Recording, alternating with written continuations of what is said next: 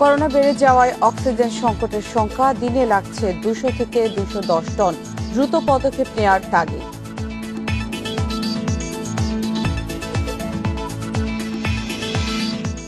আজ থেকে গণটিকা নিবন্ধন শুরু। আগামী সপ্তাহে প্রয়োগ নিবন্ধন করতে পারবেন 35 বছরের বেশি বয়সীরা।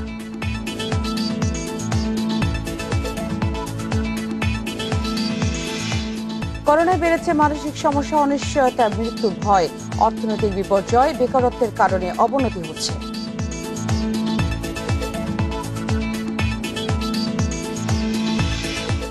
করোনায় বেশিরভাগ জেলাতে এখনো বসেনি কোরবানির পশুর হাট। পশু বিক্রি নিয়ে শঙ্কায় খামারিরা।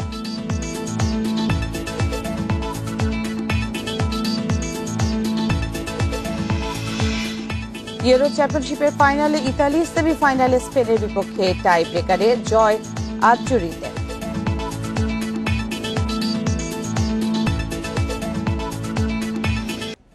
স্বাগত ইন্ডিপেন্ডেন্ট সংবাদে, আপনাদের সঙ্গে আছি আমি নুসরাত আফরিন। শিরোনাম শুনছিলেন, এবার চলে যাচ্ছি পুরো খবরে। করোনা রোগী বেড়ে যাওয়ায় অক্সিজেন সংকটের সংখ্যা দেখা দিয়েছে। বর্তমানে প্রতিদিন গড়ে 200 থেকে 210 টন অক্সিজেনের প্রয়োজন হচ্ছে। স্বাস্থ্য অধিদপ্তর বলছে, বর্তমানে দেশে উৎপাদনকারী 5টি প্রতিষ্ঠান প্রতিদিন গড়ে 235 টন অক্সিজেন সরবরাহ করার সক্ষমতা রয়েছে। অক্সিজেন সংকট নিরসনে দ্রুত পদক্ষেপ গ্রহণের তাগিদ দিয়েছেন বিশেষজ্ঞরা। ভারতে করোনার দ্বিতীয় ঢেউয়ে দেশ জুড়ে ছিল তীব্র অক্সিজেন সংকট। অক্সিজেনের অভাবে টালমাটাল ছিল সারা ভারত। অক্সিজেন না পেয়ে মৃত্যুর ঘটনাও ঘটে। এরই মধ্যে দেশে সাতক্ষীরা ও বগুড়াই হাসপাতালে অক্সিজেনের অভাবে করোনা রোগীর মৃত্যুর অভিযোগ ওঠে। ফলে করোনা চিকিৎসায় আবার আলোচনায় অক্সিজেন। স্বাস্থ্য অধিদপ্তর সূত্রে জানা গেছে, লিন্ডে বাংলাদেশ থেকে দিনে 110 টন পর্যন্ত অক্সিজেন পাওয়া যাচ্ছে। স্পেকট্রা 68 টন এবং আবুল খায়ের, ফ্রেশ ও ইসলাম থেকে 57 টন পর্যন্ত অক্সিজেন পাওয়া যাচ্ছে। সব মিলিয়ে প্রতিদিন গড়ে পাওয়া যাচ্ছে 235 টন অক্সিজেন, কিন্তু চাহিদা আছে 200 থেকে 210 টনের মধ্যে। সামগ্রিকভাবে কিন্তু অক্সিজেনের চাপ সারা বাংলাদেশই আছে, সেটি আমরা এখন মোকাবেলা করতে পারছি। সিলিন্ডারের গ্যাসের আমাদের কোনো সংকট নেই, লিকুইড গ্যাসেরও এই মুহূর্তে সংকট নেই। কিন্তু রোগীর সংখ্যা যদি অব্যাহতভাবে বেড়ে যেতে থাকে, তাহলে সেটি আমাদেরকে অবশ্যই একটি চ্যালেঞ্জের মুখে ফেলবে। অক্সিজেন জেনারেটর সংগ্রহ করার উদ্যোগ আমরা নিয়েছি। সিএমএসডির মাধ্যমে 40টি অক্সিজেন জেনারেটর আমরা সংগ্রহ করব এবং সেটি বিভিন্ন মেডিকেল কলেজ হাসপাতালে স্থাপন করা হবে। বিশেষজ্ঞরা বলছেন, ভারতের মতো অবস্থা যেন না হয়, সেজন্য দ্রুতই অক্সিজেনের যোগান করতে হবে।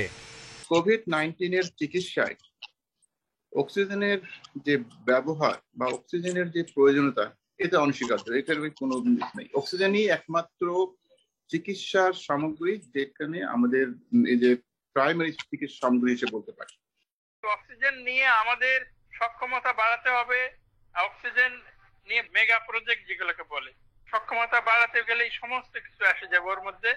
অক্সিজেন সাপ্লাইয়ের ব্যবস্থাও বাড়াতে হবে, অর্থাৎ হাই ফ্লো নাজাল ক্যানুলা, আইসিইউ এগুলো বাড়াতে হবে। তবে আসার কথা, দীর্ঘ 2.5 মাস পর ভারত থেকে বাংলাদেশে অক্সিজেন আমদানি আবার শুরু হয়েছে। Mahmudul Hasan, independent News, Dhaka. ফের শুরু হচ্ছে গণটিকার নিবন্ধন। বুধবার সকাল 10টা থেকে সুরক্ষা অ্যাপে নিবন্ধন করতে পারবেন 35 বছরের বেশি বয়সী যে কেউ। এসব তথ্য জানিয়েছেন আইসিটি প্রতিমন্ত্রী জুনায়েদ আহমেদ পলক। স্বাস্থ্য অধিদপ্তর বলছে, আগামী সপ্তাহ থেকেই টিকা পাবেন নিবন্ধিত ব্যক্তিরা। যুক্তরাষ্ট্র থেকে কোভ্যাক্সের মাধ্যমে 25 লাখ ডোজ টিকা পেয়েছে সরকার। চীন থেকে এসেছে আরও 20 লাখ। এছাড়া সিনোফার্ম ও ফাইজারের আরও 12 লাখ টিকা হাতে আছে সরকারের। সব মিলিয়ে গণটিকা শুরু করতে যাচ্ছে স্বাস্থ্য বিভাগ। সুরক্ষা অ্যাপে এসেছে বেশ কিছু পরিবর্তন। শিক্ষার্থী ও প্রবাসী সহ অগ্রাধিকার তালিকায় যুক্ত করা হয়েছে আরও বেশ কয়েকটি জনগোষ্ঠীকে। বয়সসীমা 40 থেকে করা হয়েছে 35। সব ধরনের প্রস্তুতি শেষ, এখন চলছে ট্রায়াল। যাদের বয়স ন্যাশনাল আইডি অনুসারে 35 বছর অথবা 35 বছরের উপরে, তারা সুরক্ষা প্ল্যাটফর্মে নিবন্ধন করতে পারবেন এবং উপজেলা পর্যন্ত এই টিকা গ্রহণ করার যে সেন্টারগুলো নির্বাচন করা হয়েছে স্বাস্থ্য মন্ত্রণালয় থেকে, সেই সেন্টারগুলোতে তারা টিকা গ্রহণ করতে পারবেন। মডার্না ও সিনোফার্মের টিকা রাখা হয়েছে মহাখালী ইপিআই স্টোরে। বুধবার থেকে টিকার জন্য সারা দেশে শুরু হবে প্রশিক্ষণ। পরের দিন টিকা পাঠানো হবে সারা দেশে। 12টি সিটি কর্পোরেশনে মডার্না ও জেলা উপজেলায় দেয়া হবে সিনোফার্মের টিকা। আগামী সপ্তাহে টিকা পাবেন নিবন্ধিত ব্যক্তিরা। এই ভ্যাকসিনেশন কার্যক্রম পুনরায় সারা দেশে একসাথে চালু হবে। বর্তমানে আমাদের মেডিকেল কলেজ হাসপাতাল, জেলা হাসপাতাল, সদর হাসপাতাল অথবা 250 শয্যা হাসপাতাল চালু আছে এবং সেটা আমরা এখন উপজেলা হাসপাতাল পর্যন্ত আগের মতো আমরা চালু করব এবং সেখানে পূর্বের ন্যায় রেজিস্ট্রেশনের মাধ্যমেই এই ভ্যাকসিনেশন কার্যক্রম চলবে। সুরক্ষা অ্যাপে আগে থেকে নিবন্ধিত হয়ে আছেন 15 লাখ মানুষ। টিকায় অগ্রাধিকার পাবেন তারা। Hasan Misbah, independent News, Dhaka. কঠোর লকডাউনের 7ম দিনেও সকাল থেকে রাজধানীর বিভিন্ন সড়কে বেড়েছে যানবাহন ও মানুষের চলাচল। যৌক্তিক কারণ দেখিয়ে যাতায়াত করছেন কর্মজীবীরা। এদিকে বিনা কারণে বের হওয়ায় মঙ্গলবার 467 জনকে গ্রেফতার ও 1087 গাড়িকে 25 লাখ টাকা জরিমানা করেছে পুলিশ। কঠোর লকডাউনের 6ষ্ঠ দিন, রাজধানীর বিজয় সরণি এলাকা। সকাল থেকেই পুলিশের কড়াকড়ি অবস্থান। এরপরও বিভিন্ন অজুহাতে ঘর থেকে বের হয় মানুষ। অফিস খোলা থাকায় বাধ্য হয়ে বের হতে হচ্ছে বলেও জানান কেউ কেউ। আমি যাচ্ছি এই কারণেই যে আমার অফিস অফিসিয়াল ভাবে তো থাকতে হবে অফিসে। অফিস খোলা রাখছে এখন ম্যানেজমেন্ট বলতে পারবে, একদিন না গেলে তো অফিসে হয়ে যাবে আর কি, এই কারণে অফিসে যাওয়া আর কি। পুরাতন মোটরসাইকেল ব্যবসা করি তো, এটাকে ওনার লাইসেন্স না, ড্রাইভিং লাইসেন্স আমি মানিকগঞ্জ থেকে আসছে কিনতে, ওনাকে ওই পাশে দিয়ে আসছে আর কি। সব বন্ধ ভেঙে ভেঙে এসেছি, রাস্তায় অনেক জায়গায় দেখছি যে আসতে পারতেছি না, হাইটে আসছি অনেক রাস্তাতে। লকডাউন বাস্তবায়নে পুলিশ বিজিবির পাশাপাশি কঠোর অবস্থানে সেনাবাহিনী। অযথা বের হলেই নেওয়া হচ্ছে আইনি ব্যবস্থা। এখানে আমরা চেক করছি যে কারা অনুমতি প্রাপ্ত এবং যারা অনুমতি প্রাপ্ত তাদেরকে ছেড়ে দিচ্ছি এবং যারা বিনা কারণে বাইরে আসছে তাদেরকে আমরা জিজ্ঞাসাবাদ করছি যে কেন তিনি বাইরে আসছেন, এবং তারা যদি সদুত্তর দিতে না পারেন তখন আমরা তাদেরকে জরিমানার আওতায় নিয়ে আসছি। বিনা কারণে বের হলে গ্রেপ্তারের পাশাপাশি ভ্রাম্যমাণ আদালতের মাধ্যমেও জরিমানা করা হচ্ছে। সরকারের যে নির্দেশনা আছে এটা যারা ওভারলুক করবেন এবং আননেসেসারি বের হবেন, আমি কিন্তু তাদের প্রতি হুঁশিয়ারি উচ্চারণ করছি। তাদের বিরুদ্ধে কিন্তু কঠোর আইনানুগ ব্যবস্থা গ্রহণ করা হবে। শুধু জরিমানা না, তাদের কিন্তু আটক এবং কিন্তু কারাদণ্ডের মতো ব্যবস্থা আমরা অলরেডি গ্রহণ করেছি এবং আরও কিন্তু ব্যাপকভাবে প্রয়োগ করা হবে। জনস্বাস্থ্য বিশেষজ্ঞরা বলছেন, নিজ নিজ জায়গা থেকে স্বাস্থ্যবিধি না মানলে লকডাউনেও সুফল মিলবে না। Khaled Raihan, independent News, Dhaka. চলমান লকডাউনের 7ম দিনের পরিস্থিতি জানাতে রাজধানীর মৌচাক থেকে যোগ দিয়েছেন সহকর্মী বনি ইবনে কামাল। বনি, আজকে 7ম দিন চলছে, লকডাউনের পরিস্থিতি কেমন দেখছে? সকালে স্বাভাবিকভাবেই গত কয়েকদিন আমরা যেরকম দেখেছি যে যানবাহনের চাপ অনেক বেড়েছে, আজকে কি দেখছেন সেখানে?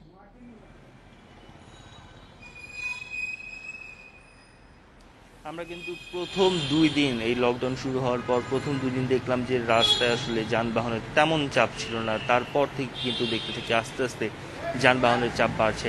আজকে যদিও এখন সকাল 7টা বাজে, খুব বেশি যানজট বা খুব বেশি যানবাহনের চাপ কিন্তু আমরা রাস্তায় দেখতে পাচ্ছি না। তবে ধারণা করা যাচ্ছে যে আসলে এখনও যে পরিমাণ যানবাহন দেখা যাচ্ছে, বেলা বাড়ার সাথে সাথে তার চাপ অনেকটাই বাড়বে। কারণ আপনি জানেন যে ব্যাংক বা অর্থ সংলগ্ন যে প্রতিষ্ঠানগুলো আছে সেগুলো কিন্তু খোলা আছে, যার ফলে ভিড় আসলে বাড়ার একটা সম্ভাবনার সংখ্যা কিন্তু রয়েছে। আমরা দেখছি যে আসলে মানুষ যারা বের হচ্ছেন রাস্তায় তারা কিন্তু বিভিন্ন রকম যুক্তিও দিচ্ছেন, আবার কেউ কেউ অজুহাতও দিচ্ছেন। তবে আইন শৃঙ্খলা বাহিনীর পক্ষ থেকে যে ধরনের ব্যবস্থাগুলো নেওয়া হচ্ছে, আমরা এর আগেও বেশ কয়েকদিন দেখেছি যে আসলে যারা অযথা কারণে রাস্তায় বেরিয়েছে তাদের বিরুদ্ধে মামলা দেওয়া বা তাদেরকে আটক করা, গ্রেপ্তার করা বা অন স্পট বিভিন্ন রকম শাস্তিমূলক ব্যবস্থা নেওয়া, সেই জিনিসগুলো কিন্তু আমরা দেখেছি, যার ফলে আসলে কিছুটা কার্যকর ভূমিকা বা কার্যকর পদক্ষেপ হয়েছে বলেও কিন্তু প্রতীয়মান হচ্ছে। কেননা আমরা দেখেছি প্রথম দিন আসলে গ্রেপ্তার মামলার যে পরিসংখ্যান ছিল সেটা কিন্তু কিছুটা হলেও কমেছে। আমরা রাজধানীর মৌচাকে আছি, আমরা দেখতে পাচ্ছি এখানে আসলে যে পুলিশ সদস্যরা রয়েছে তারা কিন্তু একটি চেকপোস্ট বসিয়েছে এবং তারা জিজ্ঞাসাবাদ করছেন যে কী কারণে কে বের হয়েছেন, এবং সেই অনুযায়ী কিন্তু যারা আসলে যুক্তি দিতে পারছেন না তাদেরকে কিন্তু তারা আটকে দিচ্ছেন, এমন একটি অবস্থা দেখতে পাচ্ছি। তবে সর্বোপরি আসলে মানুষ হিসেবে, সাধারণ মানুষ হিসেবে করোনা মোকাবেলায় নিজ নিজ জায়গা থেকে দায়িত্বশীল আচরণ না করলে লকডাউন খুব বেশি কার্যকরী বা সুফল বয়ে আনবে না কিন্তু মনে করছেন জনস্বাস্থ্য বিশেষজ্ঞরা। তাই সবাইকে আসলে নিজ নিজ জায়গা থেকে সচেতন হওয়াটা প্রয়োজন বলে গুরুত্ব দিচ্ছেন তারা। বনি ইবনে কামাল জানাচ্ছিলেন রাজধানীর মৌচাক থেকে। লকডাউন ও করোনা পরিস্থিতি নিয়ে আরো খবর জানাবো এবং এই মুহূর্তে যোগ দিচ্ছেন চট্টগ্রাম ও খুলনার সহকর্মীরা। প্রথমে যাচ্ছি চট্টগ্রামে, সেখানে রয়েছেন সহকর্মী অনুপম শীল। অনুপম, চট্টগ্রামে কি অবস্থা দেখছেন এই সকালে?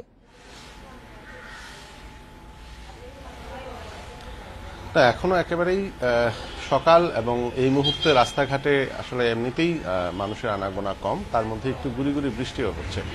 আমরা এখন একটি গলির মুখেই যাচ্ছি, কারণ গতকালকে জেলা প্রশাসনের পক্ষ থেকে আমরা যেটি বলা হচ্ছিল যে গলি উপগলিগুলোতেও টহল জোরদার করা হবে, কিন্তু আমরা এই ঘোষণাটা কেবল ঘোষণার পর্যায়ে দেখেছি।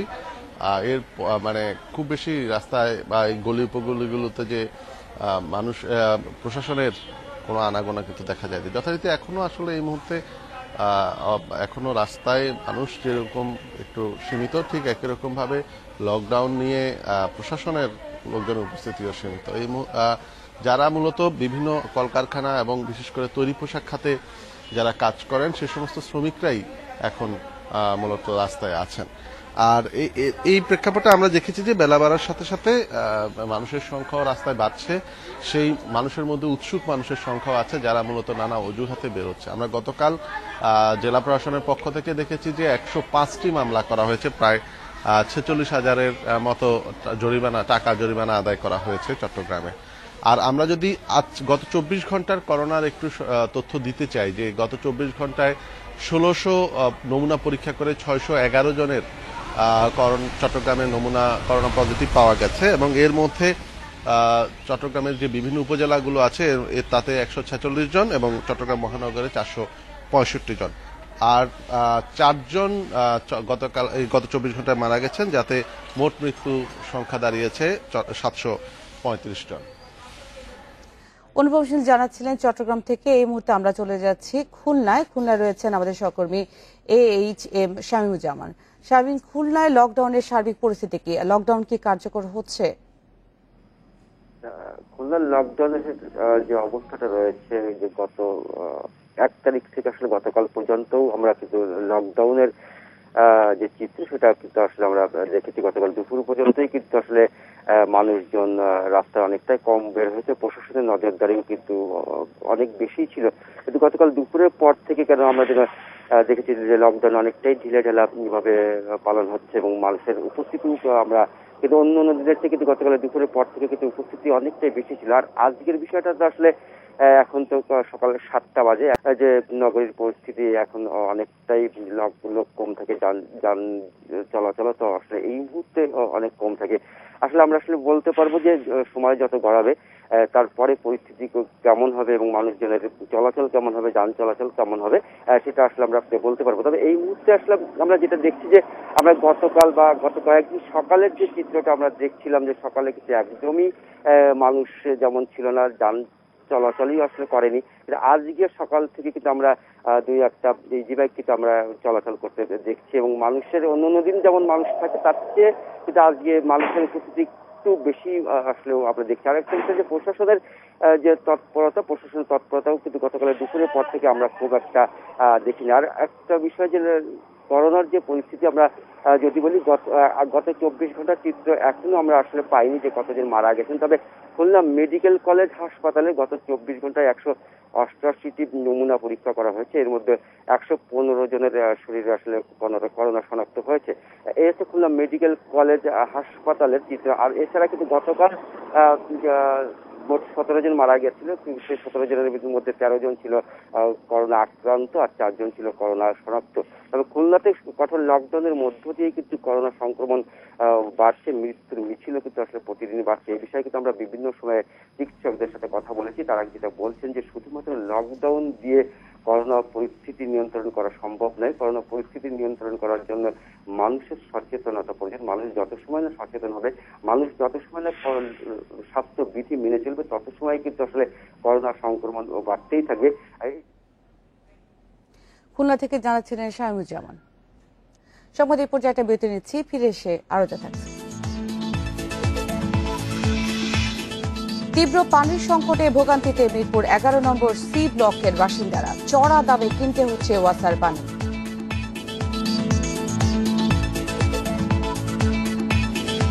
করোনা মহামারীতে বেড়েছে মানসিক রোগীর সংখ্যা। করোনা সংক্রমণের আতঙ্ক, চিকিৎসা নিয়ে অনিশ্চয়তা, মৃত্যু ভয়, অর্থনৈতিক বিপর্যয়, বেকারত্বের কারণে অবনতি হচ্ছে মানসিক স্বাস্থ্যের। এই অবস্থায় সবাইকে মানসিক চাপ মোকাবেলার দক্ষতা বাড়ানোর পরামর্শ দিয়েছেন মনোবিদরা। বৈশ্বিক মহামারী করোনা বদলে দিয়েছে মানুষের স্বাভাবিক জীবনযাত্রা।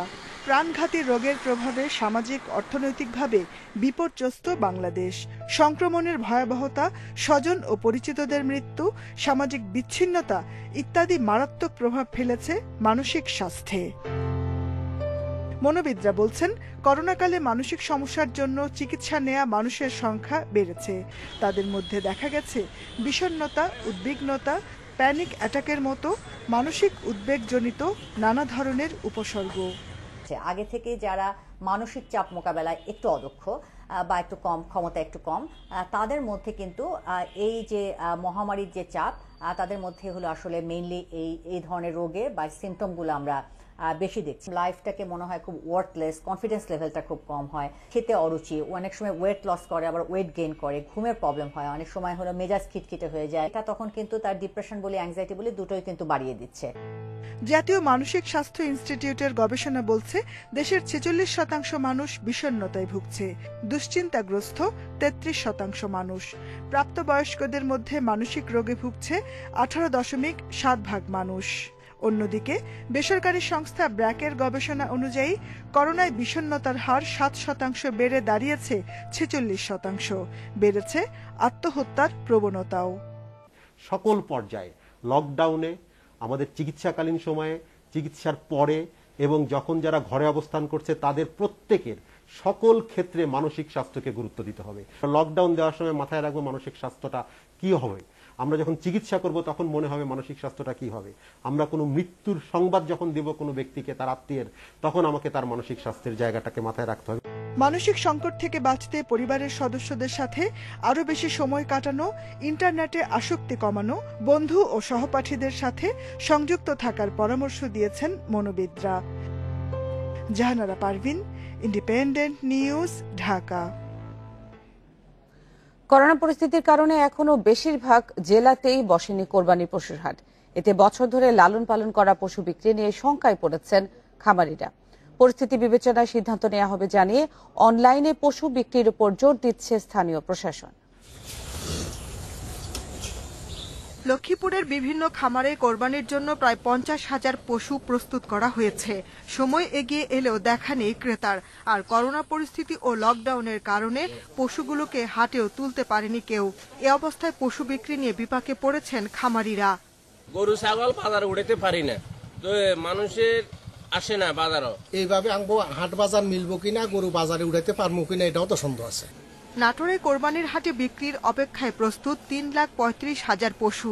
দেশব্যাপী করোনা সংক্রমণ বৃদ্ধির কারণে বাজারজাত নিয়ে শঙ্কায় খামারিরা। এই গরুটা আমি এই কোরবানিতে 20 লক্ষ টাকা মূল্য দাবি করছি। খামার মালিকেরা চিন্তিত যে গরুগুলো সঠিকভাবে বিপণন করতে পারবো কিনা। পরিস্থিতি বিবেচনায় কোরবানির পশু বিক্রির জন্য 10টি অনলাইন প্ল্যাটফর্ম চালু করার কথা জানান প্রাণী সম্পদ কর্মকর্তা। অনলাইন প্ল্যাটফর্ম করেছি, সেই অনলাইন প্ল্যাটফর্ম সহ আমাদের জেলা প্রশাসন এবং পুলিশ প্রশাসনের সহায়তায় এই সমস্ত পশুকে অন্য জেলায় নেওয়ার প্রয়োজনীয় ব্যবস্থা আমরা করব। গোপালগঞ্জে এখনো বসেনি পশুর হাট। যারা ঋণ নিয়ে কোরবানির পশু পালন করছিলেন, করোনার কারণে বিপাকে পড়েছেন তারা। 40 থেকে 50,000 টাকা খরচ পড়ে গেছে একটা গরু পালতে। এই মহামারীর কারণে যদি হাট না বসে তাহলে আমরা দুশ্চিন্তা আছি যে এই গরুগুলো কিভাবে বিক্রি করব। জেলা প্রাণী সম্পদ অধিদপ্তরের অনলাইন পেজে পশু বিক্রির উদ্যোগ নেওয়া হয়েছে। অনেক খামারি তাতে ছবি পোস্ট করে পশু বিক্রির চেষ্টাও করছেন। 5টি অনলাইন প্ল্যাটফর্মের মাধ্যমে খামারিরা তাদের উৎপাদিত গবাদি পশু অনলাইনের পাশাপাশি অনুমোদিত গরুর হাটে ক্রয় বিক্রয় করতে পারবেন। কোরবানি পশুর ন্যায্য দাম এবং দ্রুত বাজারজাতে প্রশাসনের সহযোগিতা চেয়েছেন প্রান্তিক খামারিরা। Shahnaz Parvin, Independent News desk. প্রজ্ঞাপনে তথ্য ভুল থাকায় 1200 চিকিৎসকের বদলির আদেশ স্থগিত করেছে স্বাস্থ্য মন্ত্রণালয়। মঙ্গলবার রাতে উপসচিব আবু রায়হান মিয়া স্বাক্ষরিত এক আদেশে এই তথ্য জানানো হয়। 8 জুলাই পর্যন্ত বদলির প্রজ্ঞাপনটি স্থগিত করা হয়েছে। এর আগে করোনা ভাইরাসের ভয়াবহ পরিস্থিতি মোকাবেলায় 1200 চিকিৎসককে একসঙ্গে বদলি করে স্বাস্থ্যসেবা বিভাগ 40টিরও বেশি প্রজ্ঞাপনের মাধ্যমে বদলির আদেশ দেওয়া হয়। দেশের বিভিন্ন মেডিকেল কলেজ হাসপাতাল, জেলা হাসপাতাল এবং উপজেলা স্বাস্থ্য কমপ্লেক্সের করোনা ইউনিটে এসব চিকিৎসককে বদলি করা হয়। সবচেয়ে বেশি 159 জনকে বদলি করা হয়েছিল চট্টগ্রাম মেডিকেল কলেজ হাসপাতাল থেকে। এছাড়া রাজশাহী মেডিকেলের 122, কুমিল্লার 102, বরিশালের 91 এবং রংপুর মেডিকেলের 71 জনকে বদলির আদেশ দিয়ে প্রজ্ঞাপন জারি করেছিল মন্ত্রণালয়। কঠোর লকডাউনেও খাগড়াছড়িতে প্রায় প্রতিদিনই বসছে হাটবাজার। জড়ো হচ্ছেন হাজারো মানুষ। ক্রেতা বিক্রেতারা অনেকেই মাস্কও ব্যবহার করছেন না। এতে বাড়ছে করোনা সংক্রমণের ঝুঁকি। উন্মুক্ত স্থানে বাজার বসানোর কথা থাকলেও এখনো নেওয়া হয়নি উদ্যোগ। এই দৃশ্য দেখে বোঝার উপায় নেই, দেশে কঠোর লকডাউন চলছে। স্বাস্থ্যবিধি উপেক্ষা করেই খাগড়াছড়ির 9 উপজেলায় পাহাড়ের বিভিন্ন প্রান্তে প্রায় প্রতিদিনই বসছে হাটবাজার। আর কেনাকাটা করতে হাটে ভিড় করছেন ক্রেতা বিক্রেতারা। বাড়ছে সংক্রমণের ঝুঁকি। কি করবো ভাই, জীবনের তো একটা ইয়ে আছে, খাওয়া দাওয়া খাইতে হইব, খাওয়া দাওয়া না থাকলে তো ভাই কি করবো, এখন বাড়িতে বসে থাকলে তো মোরা। লকডাউনের ব্যবসা তো ভালো না, মাল ব্যস্ত আমার চাইটা মরিস নিয়ে বসে রয়েছি। প্রশাসনের দাবি, বর্ষা মৌসুমে উন্মুক্ত স্থানে বাজার বসানো সম্ভব হয়নি। তবে স্বাস্থ্যবিধি মানাতে মাঠে তৎপর রয়েছে আইন শৃঙ্খলা বাহিনী। সাপ্তাহিক হাটগুলো নিয়ন্ত্রণ করার জন্য আমাদের আপনারা জানেন যে বাংলাদেশ সেনাবাহিনী আছে, পুলিশ আছে, বিজিবি আছে। ওনারা এই সরকারের যে স্বাস্থ্যবিধি আছে সেটা দেখছেন। এর পাশাপাশি আমরা বাংলাদেশ যুব রেড ক্রিসেন্ট এবং আমাদের রোভার স্কাউট মাঠে আছে, তারা প্রশাসনের সহযোগিতা করছে। খাগড়াছড়িতে গত কয়েকদিনে স্বাস্থ্যবিধি না মানায় 3 শতাধিক ব্যক্তিকে জরিমানা করেছে ভ্রাম্যমাণ আদালত। Independent News desk. 2 বছর ধরে পানির তীব্র সংকটে মিরপুর 11 নম্বর সেকশনের সি ব্লকের বাসিন্দারা। মাঝে মধ্যে অল্প সময়ের জন্য পানি আসলেও তা প্রয়োজনের তুলনায় খুবই কম। সচ্ছল ব্যক্তিরা চড়া দামে ওয়াসার পানি কিনে কাজ চালালেও অসচ্ছলদের সে উপায় নেই। ওয়াসা বলছে, লোকসংখ্যার তুলনায় গভীর নলকূপের পরিমাণ কম থাকাই পানি সংকটের কারণ। জমির অভাবে পাম্প বসানো যাচ্ছে না ওই এলাকায়। শীত, গ্রীষ্ম, বর্ষা কোনো মৌসুমেই ঠিকমতো পানি পৌঁছে না এই মানুষগুলোর কাছে। 2 বছর ধরে পানির সংকটে নাকাল তারা। সকাল বিকাল দল বেঁধে পানির জন্য পাম্পে ছোটাছুটি তাদের নিয়মিত ঘটনা। মিরপুর 11 নম্বর সেকশনের 5 নম্বর অ্যাভিনিউর 35টি সড়কের কাঁচা পাকা প্রায় 2500 বাড়িতে মাঝে মধ্যে অল্প সময়ের জন্য পানি আসে, তাও আবার ময়লাযুক্ত। বৃষ্টি আসলে আমরা গায়ে গোসল করতে পারি, কাজ করতে পারি, রাঁধতে পারি, খাইতে পারি, এছাড়া আমরা কিছুই করতে পারি না। এই 2 বছর থেকে আমাদের এই জায়গায় পানির সমস্যা, আমরা পানি পাই না। বিভিন্ন এলাকা থেকে পানি এনে তারপর আমরা চলি। সামর্থ্যবানরা ওয়াসার গাড়ির পানি কিনে প্রয়োজন মেটাচ্ছেন। অসহায় কম আয়ের লোকজনের পক্ষে তা সম্ভব হচ্ছে না। এলাকায় 3টি পাম্প থাকলেও কোনোটিতেই পর্যাপ্ত পানি ওঠে না। একটি পাম্প নতুন বসানো হলেও অল্প কয়েকদিনেই বিকলতা। ওয়াসার সাথে যোগাযোগ করতেছি, ওয়াসার একই কথা যে আমরা আইস করতেছি, কাইল করতেছি। 2টা একটা গাড়ি প্রতিদিন কিনতে হয় এবং একটা গাড়ির মূল্য 600 টাকা নির্ধারণ থাকলেও ওয়াসার সেটা কিনতে হয় 800 টাকা, 200 টাকা বেশি দিয়ে। এলাকাবাসী বলছে, পাম্প বসানোর জন্য জমির ব্যবস্থা করে দিতে বলেছে ওয়াসা। তবে জমি বরাদ্দের পরও পাম্প স্থাপন হয়নি। আর ওয়াসা বলছে, বরাদ্দ করা জমি নিয়ে মামলা চলমান থাকায় পাম্প স্থাপন করতে পারছে না তারা। একটা টিউবওয়েল করলে 40,000 লোকের পানি, 20,000 লোকের পানি দিতে পারি, সেখানে এখন হচ্ছে প্রায় 1 লাখ লোক। আমরা একটা জায়গায় চাইছি, চাই না। আর আমরা টিউবওয়েল যদি না গাড়াইতে পারি তো পানি দিব কিভাবে?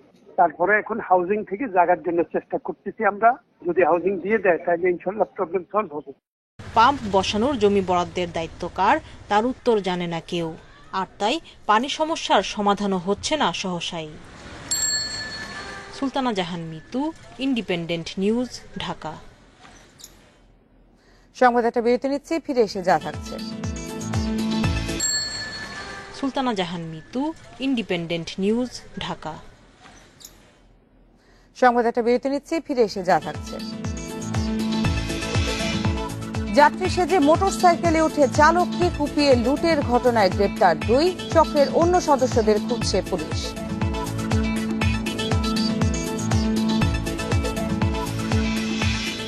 হারারেতে বাংলাদেশ জিম্বাবুয়ে একমাত্র টেস্ট শুরু দুপুর 1টায়। ইনজুরিতে তামিমকে নিয়ে অনিশ্চয়তা।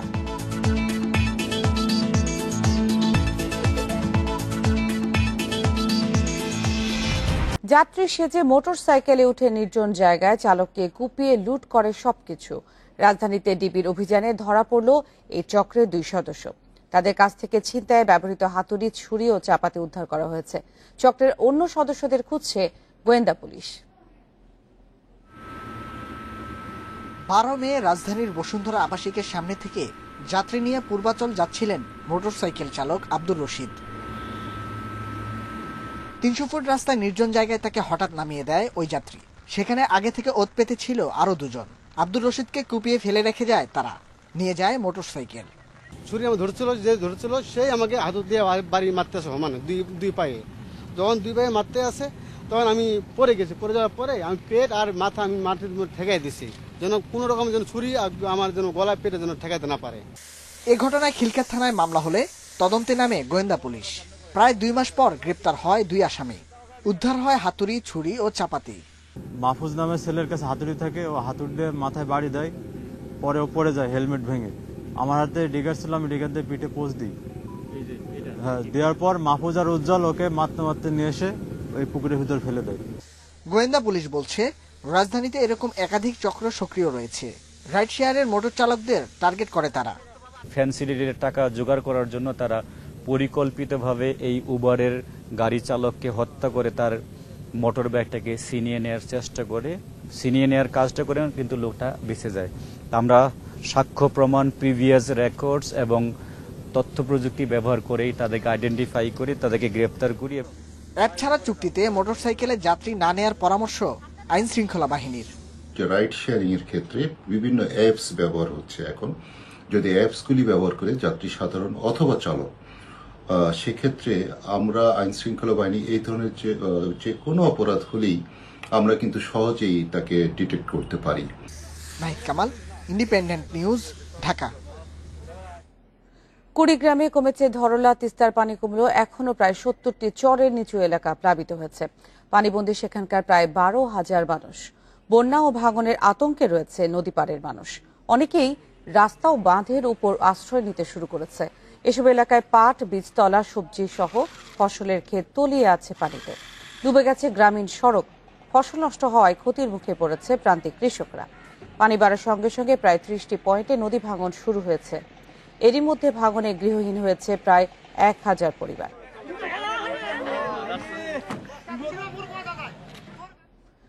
বন্যা পরিস্থিতির খবর জানাতে কুড়িগ্রাম থেকে আছেন সহকর্মী আব্দুল খালেক। কুড়িগ্রামের বন্যা পরিস্থিতির এখন কি অবস্থা, আর ভাঙন কবলিতদের জন্য কোনো ধরনের আশ্রয় কেন্দ্রের ব্যবস্থা আছে কিনা সেখানে?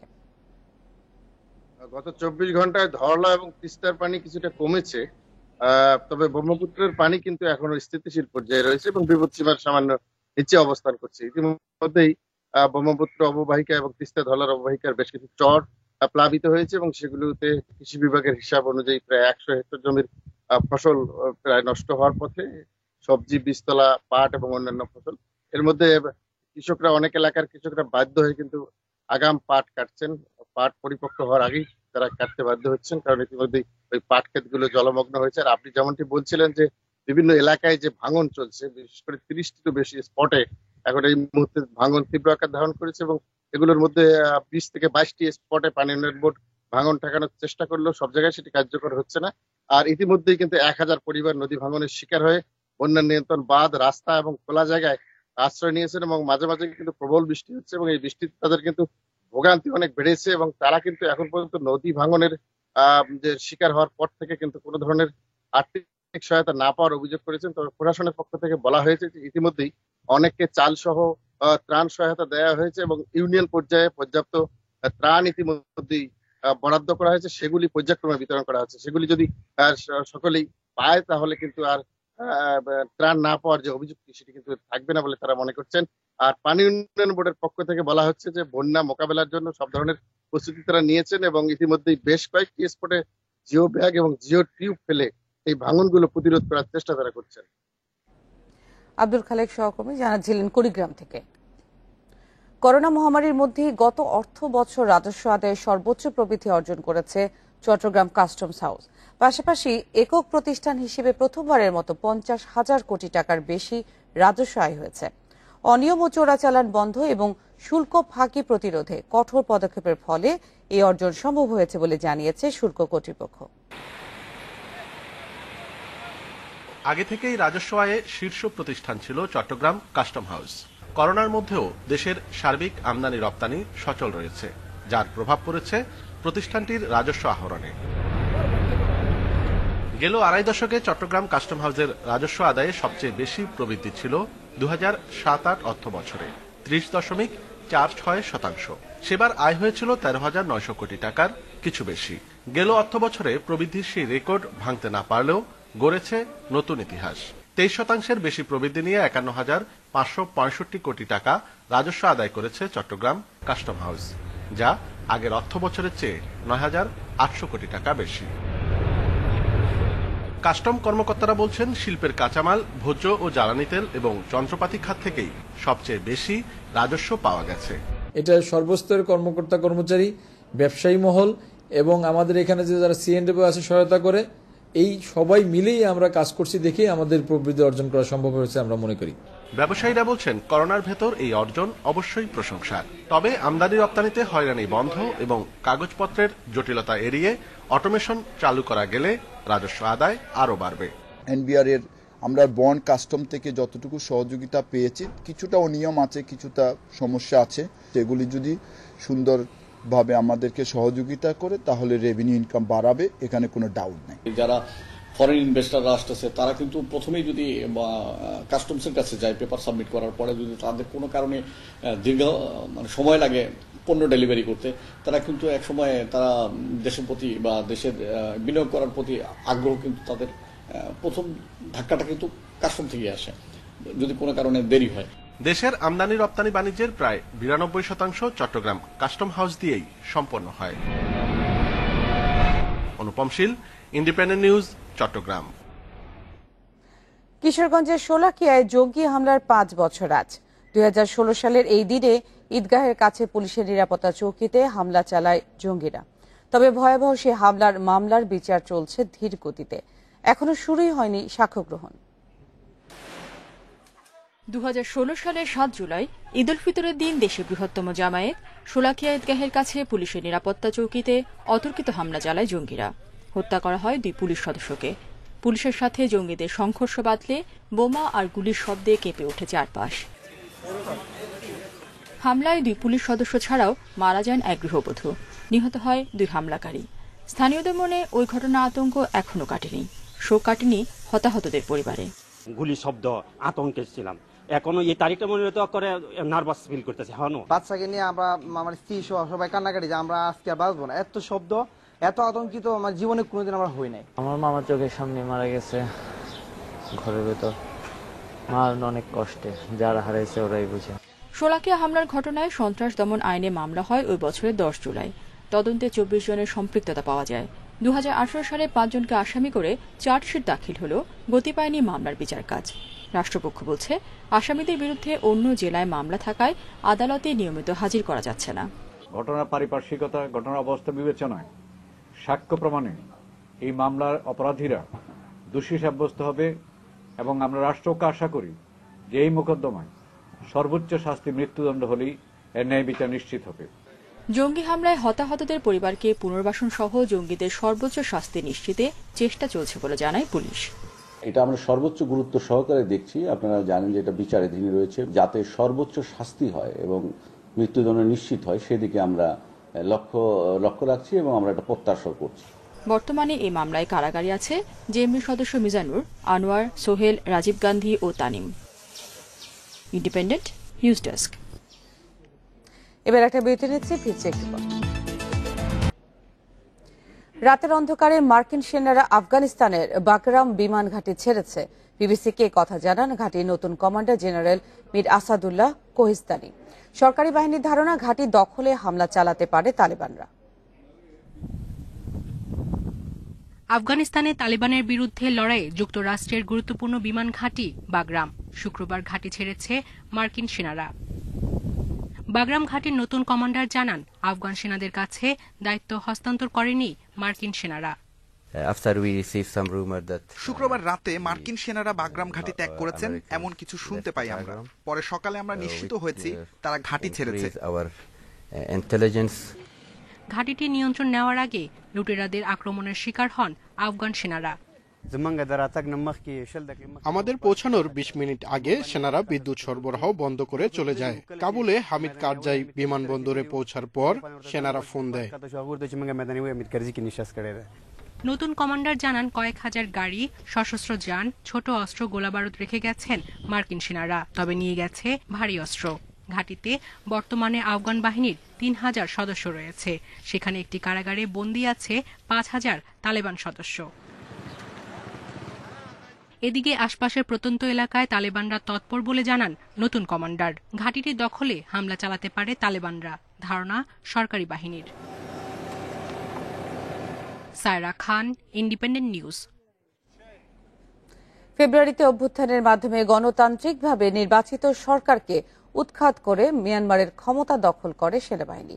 এরপর জান্তা বিরোধী বিক্ষোভে সাধারণ মানুষের পাশাপাশি সক্রিয় ছিলেন অনেক চিকিৎসক। সেই সব চিকিৎসক এবং স্বাস্থ্যকর্মীদের নানাভাবে হামলা, গ্রেফতার, এমনকি হত্যাও করেছে মিয়ানমার সামরিক বাহিনী। মিয়ানমারের একটি আশ্রমের অস্থায়ী ক্লিনিকে যাওয়ার সময় এই তরুণ চিকিৎসককে সতর্ক করেছিলেন এক প্রতিবেশী। ওই ক্লিনিকে সেনাবাহিনীর অভিযানের কথা জানিয়ে তাকে ফিরে যেতে বলেছিলেন তিনি। করোনা মোকাবেলায় আমরা যে কাজ করেছি এজন্য মানুষ আমাদের নায়ক মনে করত, কিন্তু একদিনের মাথায় আমরা অপরাধী হয়ে গেলাম। সব চিকিৎসা সরঞ্জাম বাজেয়াপ্ত করা হলো। রোগী দেখার সময় আমার সহকর্মী 4 জন চিকিৎসক এবং একজন নার্সকে অপহরণ করা হলো। ক্ষমতা দখলের পর সরকারি হাসপাতাল দখলের পাশাপাশি চিকিৎসকদের আত্মগোপনে যেতে বাধ্য করে মিয়ানমারের সেনাবাহিনী। বিভিন্ন উপাসনালয়, বাড়িঘর আর রাস্তাঘাটে আহত বিক্ষোভকারীদের চিকিৎসা দিতেন এসব চিকিৎসক। স্বাস্থ্যকর্মীদের উপর হামলা আন্তর্জাতিক মানবাধিকার আইনের লঙ্ঘন। এটি চিকিৎসা নিরপেক্ষতার পরিপন্থী। সামরিক বাহিনীকে এই কৌশল বদলানোর জন্য রাজি করতে বেশ বেগ পেতে হবে।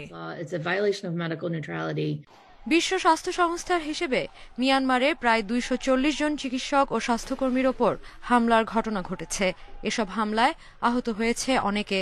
আর পর্যবেক্ষক সংস্থা ইনসিকিউরিটি ইনসাইট বলছে হামলায় মারা গেছে 12 জন। হুমকির কারণে আমাকে প্রায় আমার অবস্থান পরিবর্তন করতে হচ্ছে। মনে হচ্ছে দেশ পেছনে যাচ্ছে। তবে জান্তা সরকারের এতে কিছু যায় আসে না। এজন্যই তারা স্বাস্থ্যসেবাকে আক্রমণ করতে যাচ্ছে। সেনাবাহিনীর অবস্থানের কারণে মানুষ ভয়ে হাসপাতালে যেতে পারছে না। এত প্রতিবন্ধকতা সত্ত্বেও আহত আর অসুস্থদের চিকিৎসা চালিয়ে যেতে অঙ্গীকারবদ্ধ মিয়ানমারের চিকিৎসকরা। সামরিক আগ্রাসন রুখতে আন্তর্জাতিক সম্প্রদায়কে চাপ প্রয়োগের আহ্বানও জানিয়েছেন তারা। Sadia Afrin, independent news. আজ হারারে টেস্ট শুরু, দুই দল দুই রকম চিন্তায়। ফিটনেস ইস্যুতে তামিমকে নিয়ে অনিশ্চিত বাংলাদেশ। অন্যদিকে হঠাৎ উইলিয়ামস আরভিনকে হারিয়ে বিপাকে জিম্বাবুয়ে। সাফল্যের লক্ষ্যে দলীয় পারফরমেন্স চান টাইগার ক্যাপ্টেন মুমিনুল। সাকিবের ফেরা ভারসাম্য বাড়াচ্ছে। খেলা শুরু আজ বাংলাদেশ সময় দুপুর 1টায়। দীর্ঘ 8 বছরে বদলেছে দুই দলের প্রেক্ষাপট। অনেক কিছু বদলালেও টেস্টের চিত্র থেকে গেছে একই রকম। সাদা পোশাকে কোনো দলই পায়ের নিচের মাটি শক্ত করতে পারেনি। বাংলাদেশের কাছে জিম্বাবুয়ে শক্ত কোনো প্রতিপক্ষ নয়, তাই বলে নির্ভর থাকার উপায় নেই, কারণ ম্যাচটা ওদের মাটিতে। আর ব্যাটিংয়ে ধৈর্যের অভাব, বোলিংয়ে লাইন লেন্থ ধরে রাখতে না পারা আর ক্যাচ মিস টেস্টে টাইগারদের নিয়মিত ঘটনা। এবার এসব থেকে বের হতে চায় বাংলাদেশ। আসার পরে অলমোস্ট এক সপ্তাহ আপনার লাল বলে প্র্যাকটিস শুরু করছে। আর সবচেয়ে বেশি ইম্পর্টেন্ট আমার কাছে মনে হয় যে 4 ডিমেন্সে সবাই খুব ভালো ব্যাটিং করেছে, বোলিং করেছে, তো সবাই খুব ভালো ইনভলভ ছিল।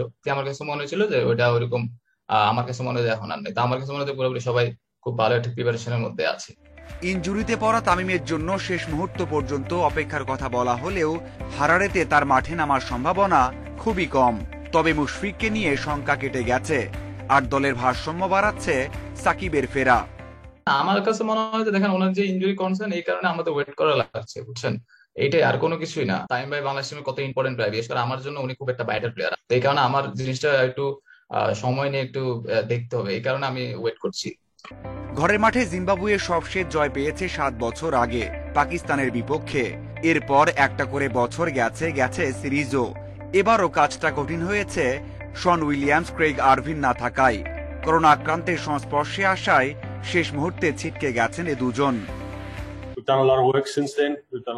দুই অভিজ্ঞকে হারানো দলের জন্য ধাক্কা, তবে অন্যদের জন্য সুযোগ। নতুন প্রতিভাবান ক্রিকেটার দলে আছে, দল হয়ে খেলতে পারলে ফল আসবে। হারারের উইকেটে পেসারদের রাজত্ব চলে, সে কথা মাথায় রেখে 3 পেসারের সাথে 2 স্পিনার নিয়ে নামতে পারে বাংলাদেশ। Mazharul Islam, independent news. ঘরের মাঠে জিম্বাবুয়ের শক্ত প্রতিপক্ষ, তবে অভিজ্ঞতায় বাংলাদেশকেই এগিয়ে রাখছেন প্রধান নির্বাচক মিনহাজুল আবেদিন নানু। সতর্ক থেকে টেস্ট মেজাজ ধরে রাখা তাগিদ তার। অন্যদিকে হারারেতে সাফল্যের মন্ত্র জানিয়েছেন 2013 এর নায়ক রবিউল ইসলাম। তাসকিন রাহিদের নিজস্ব শক্তির উপর বিশ্বাস রাখার পরামর্শ সাবেক পেসারের।